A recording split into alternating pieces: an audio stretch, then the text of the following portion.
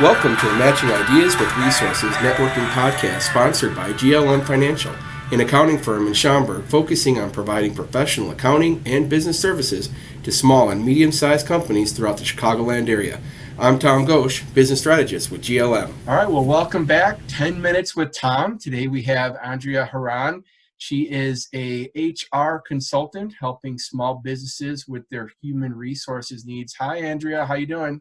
Good. How you doing, Tom? Good to see you. Good. Yeah, we're doing good. So tell me just a little bit about you and your business. Okay. Well, I have been practicing HR now for 30 years. And eventually you'll get good at it?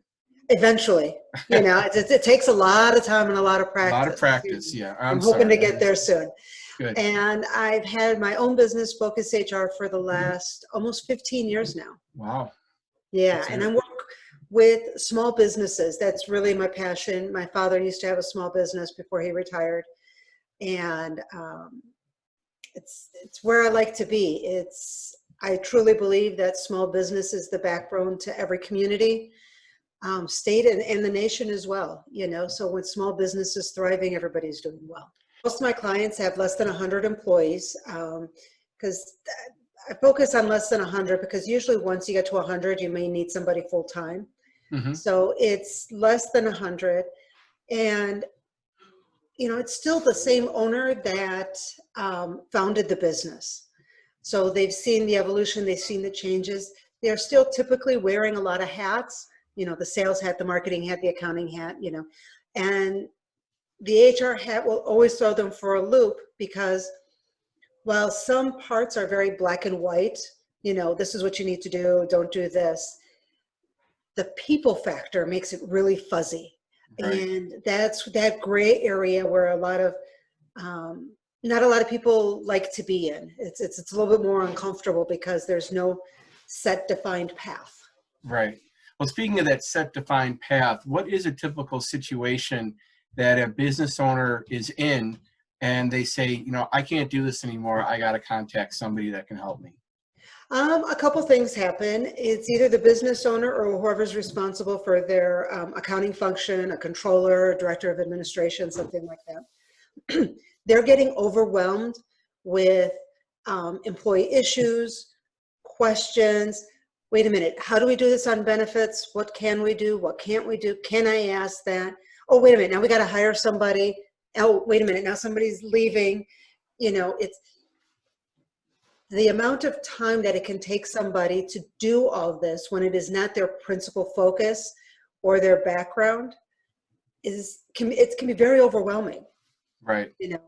Others come in because they're like, what, we're doing really well. I want to they view their business as a family. It's a small business and they want to make sure everybody is happy. They want to do things the best way possible. And they're just not getting the kind of answers they'd like to see. They're having trouble finding the information. They would just rather ask somebody. Okay, very cool. So what is something you had mentioned, okay, so if it's one of our clients, we're working on their accounting work. What is something I should listen for as we're talking through, hey, you can cut here, you can do this, you can do that. What's a phrase or something that I would listen for and think, oh yeah, you definitely need to talk to Andrea?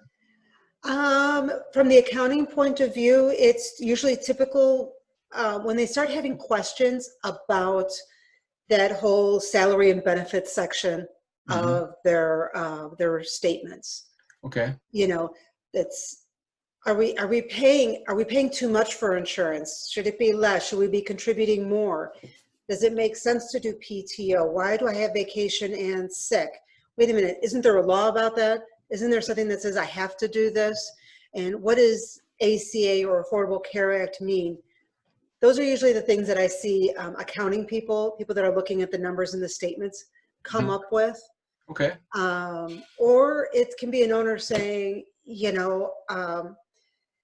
I would enjoy this a whole lot more if I didn't have to deal with all these issues, people issues. I can't keep up with the laws.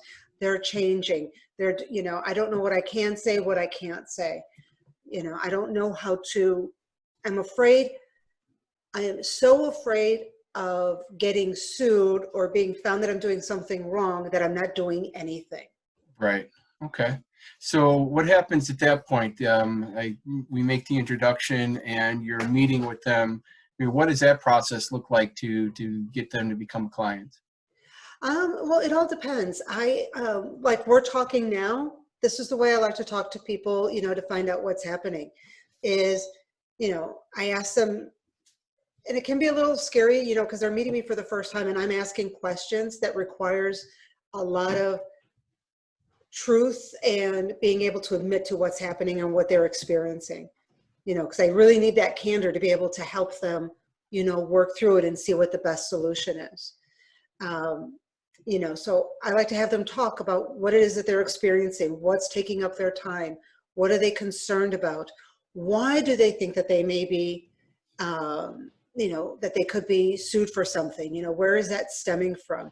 Is it because of something that happened in the past, something that happened recently, or some report or news story or something that they read on the internet that they didn't quite understand, or they only saw the headline and didn't really read all the information that backs that up. Right. Okay. So we're talking right in the middle of the COVID, stay at home. How is this affecting? It's obviously affecting human resources, but what's some of the things that might be on the horizon? And I can't believe I'm saying it because I'm tired of hearing it. In the new normal, what's going to be happening there?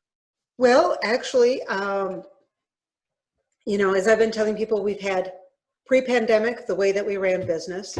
We have during pandemic, which is what we are now. And then we'll have post-pandemic. To me, the new normal isn't until we get through the post-pandemic. If you look at Illinois, that means once we get to stage 5, as far as that's concerned. Actually, I just did this today. I had a webinar for anybody who wanted to join. And we talked about your plan to reopen and everything that means, what you need to take into consideration, what information you may need from others. Like if people are in an office building, you need to get information from your building on how things are going to be handled.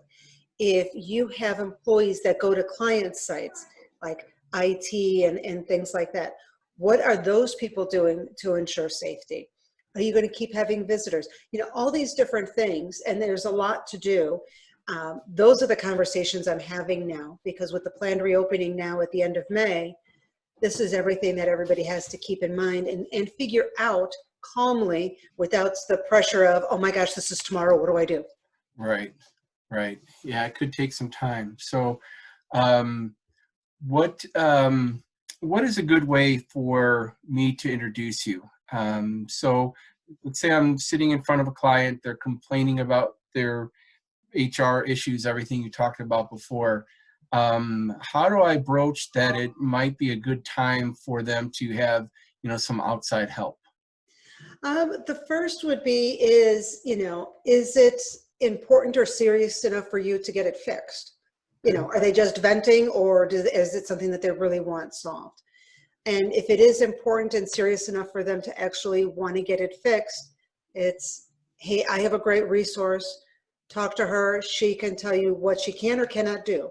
I help people as much as I can, but I also know my limitations and the limitations of my team. And if we're not the right person, I will direct them to the proper person. Oh, that's good. Good.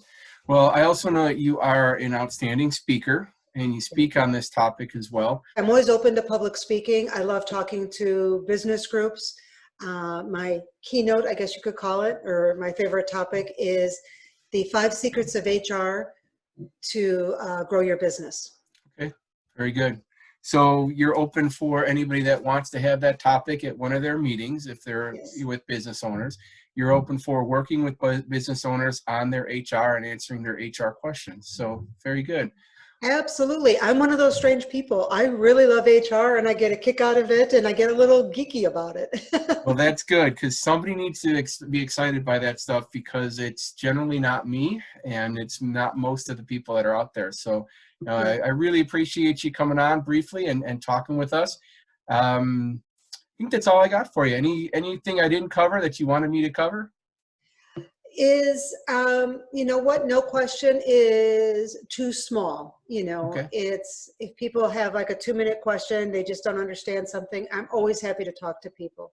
My biggest fear since I've started this business is that people aren't going to ask the question that could end up haunting them later. And I don't want to see that happen to anyone.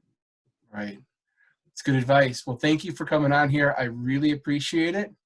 Well, thank you for having me. Great Sure seeing thing. All right. So long. you. Bye-bye. Thanks for listening to the Matching Ideas with Resources podcast, sponsored by GLM Financial. I'm Tom Ghosh, business strategist with GLM, steering direction, matching ideas with resources.